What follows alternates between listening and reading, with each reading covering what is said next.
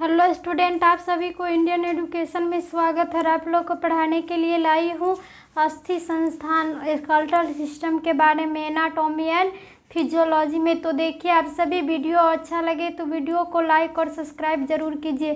Class MLT और DMLT medical lab technician और diploma course से पढ़ाने जा रही हूँ। तो आज क्या पढ़ना है, चैप्टर 6 में अस्थि संस्थान या कंकाल तंत्र स्केलेटल सिस्टम के अंतर्गत अस्थि माजा बोन मैरो के बारे में पढ़ना है। अस्थि माजा बोन मैरो किसको कहते हैं, क्या होते हैं? तो अस्थि की केंद्रीय मेडुलरी नालिका के तथा सुशीर अस्थि मेडुलरी नालिका और सुशीर अस्थि के बीच के रिक्त स्थानों में, बीच के क्या होगा, जो रिक्त स्थान होते हैं, तो रिक्त स्थानों में कोशिकामय और वाहिकामय ऊतक जो सेलुलो वेसिकुलर टिश्यू जो क्या होगा, तो वह विद्यमान रहते हैं। और वह क्या रहेगा, तो विद्यमान रहेगा। तो अस्थि माजा दो प्रकार की होती है। अस्थि माजा भी कितनी प्रकार की होती है, बोन मैरो दो प्रकार की होती है। पहला नंबर क्या है, तो लाल अस्थि माजा, पहला नंबर लाल अस्थि माजा रेड बोन मैरो, और दूसरा नंबर क्या है, तो पीली अस्थि माजा तो येलो बोन मैरो। तो यही है क्या, तो अस्थि माजा के दो प्रकार। तो ये लाल अस्थि माजा किसको कहते हैं, तो लाल अस्थि माजा में लाल रक्त कोशिकाओं red blood cell RBCs red blood cell तथा उनमें उपस्थित हीमोग्लोबिन, इनमें उपस्थित कौन, तो रेड ब्लड में कौन, तो हीमोग्लोबिन का निर्माण होगा। रेड ब्लड में ही उपस्थित किसका निर्माण होगा, तो हीमोग्लोबिन का निर्माण होता है। इसीलिए यहाँ लाल रक्त कोशिकाओं की अधिकता रहती है। इसीलिए यहाँ पर लाल रक्त कोशिकाओं की क्या होती है, तो अधिकता होती है। किसमें, तो लाल अस्थि माजा रेड बोन मैरो में जो खून का निर्माण करती है। तो यही हीमोग्लोबिन जो क्या करेगा, तो ये RBC रेड ब्लड सेल का निर्माण करता है। तो जिनसे इससे लाल रंग मिलेगा और जिनसे इससे क्या मिलेगा, तो रेड ब्लड सेल से लाल अस्थि माजा में तो लाल रंग मिलेगा। और पीली अस्थि माजा में वसा तथा रक्त वाहिकाओं, वसा और पीली अस्थि माजा में क्या होगा, तो पीली में वसा तथा रक्त वाहिकाओं के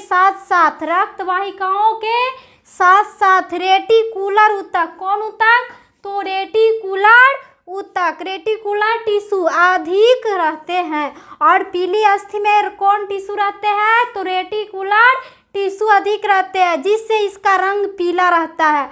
और जिससे इसका रंग क्या रहेगा, तो पीला होगा। ये वसा और रक्त वाहिकाओं के साथ रेटिकुलर होगा तो वह पीली दिखेगा, और वसा से मिला रहेगा तो वह पीला दिखेगा। और कौन टिश्यू के कारण, तो रेटिकुलर ऊतक के कारण, रेटिकुलर टिश्यू से इसका रंग पीला दिखेगा।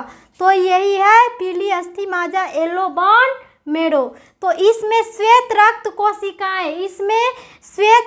कोशिकाएं व्हाइट ब्लड सेल WBC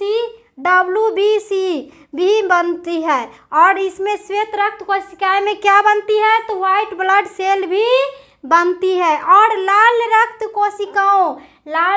कोशिकाओं का विनाश लाल रक्त कोशिकाओं का विनाश कौन करेगा, तो रेटिकुलर एंडोथीलियल कोशिकाओं, रेटिकुलर कौन, तो एंडोथीलियल कोशिकाओं, रेटिकुलर इंडोथीलियल सेल के द्वारा होगा। और इसका विनाश किसके द्वारा होगा, तो रेटिकुलर एंडोथीलियल सेल के द्वारा, कोशिकाओं के द्वारा इसका विनाश होता है। तो ये अस्थि माजा में अस्थि माजा में कौन, तो प्लेटलेटस सेल, जो प्लेटलेटस सेल भी बनते हैं।